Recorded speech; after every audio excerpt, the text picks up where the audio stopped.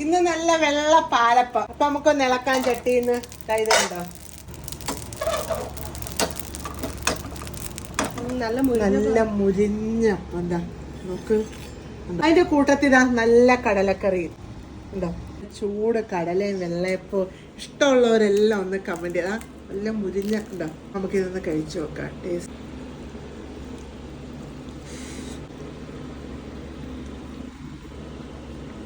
ഇപ്പൊ എന്താ പറയുന്നത്, നിങ്ങൾക്ക് പെട്ടെന്ന് അപ്പം ഉണ്ടാക്കണമെങ്കിൽ തലേന്ന് അരി കുതിർത്ത് വെച്ച് ആട്ടി എടുക്കോ പൊങ്ങോ ഒന്നും വേണ്ടതാ.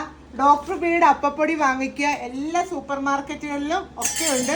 ഒരിച്ചിരി ചൂടുവെള്ളം ഒഴിച്ച് മിക്സിക്കകത്തോട്ട് ഇട്ട് ഒന്ന് ഉപ്പിട്ട് ആട്ടി ഒഴിച്ച് വെക്കുക. കാരണം ഈസി പാലപ്പം എല്ലാവർക്കും.